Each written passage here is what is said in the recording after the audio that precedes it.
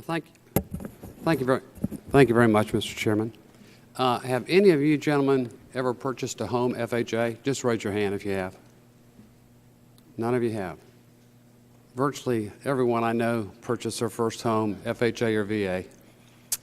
I surmise maybe a lot of people, are just better off than the people that I know, and it's unfortunate. Have any of you ever processed a mortgage loan? Ever processed a mortgage loan? Okay. Do any of you think it makes I've managed people who process mortgage loans, Congressman. Okay. Any of you think it makes any sense that as of 2 years ago, we had spent $166 million defending the top 3 executives at Fannie Mae and Freddie Mac? Anybody think that makes any sense? Raise your hand if you think that makes a bit of sense. Raise your hand if you think any of the other countries in these charts that you gave us would ever think about doing something that's stupendous. We had a crisis, and the crisis was caused by Congress. I mean, if we had to start locking people up, you probably start with Congress, and then you go to the people that actually did the dirty deeds, and because there has been no accountability for that activity, that's why we have to fear it happening again. They haven't pulled the same shams they did in SNL, did they? You didn't have any SNLs doing that stuff again, did you? 1,000 people went to prison. Now, what do?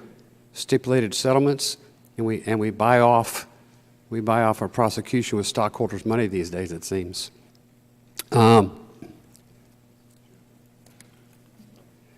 looked at the information that you provided us. I know y'all don't think we read your written testimony, but we do.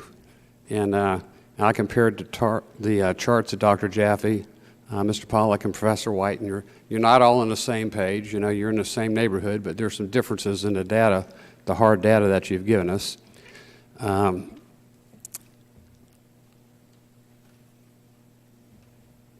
Not to say that the decisions to move in the direction Congress is going to move needs to be based just on those charts or comparisons with other countries. We know there's an awful lot of difference there, and the view we have of the international market that you provided us is really relatively slim.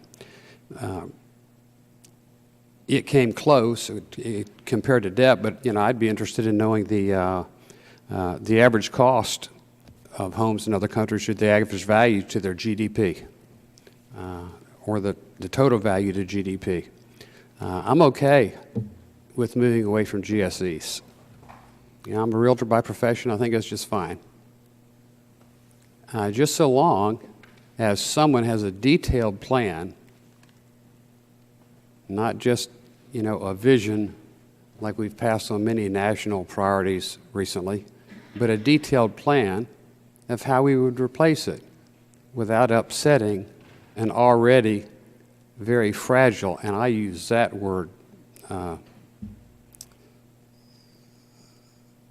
as the nicest way of describing the current real estate market, as being very fragile, without making that worse.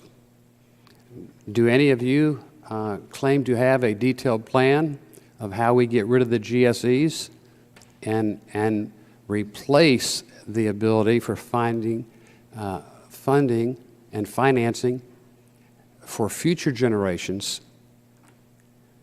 with the same opportunities that this generation had? And if you have a detailed plan of that, raise your hand, because I'm going to hold you accountable for giving me a detailed plan. Well, that is just wonderful. Okay, we don't have time to hear your 4 detailed plans now. But I would appreciate it if you would give me those absolute 4 detailed plans and give us a chance to look them over. And hopefully the chairman will be kind enough to bring us back in here, and we can discuss both sides of the solution. I see my time is up, Mr. Chairman. I yield.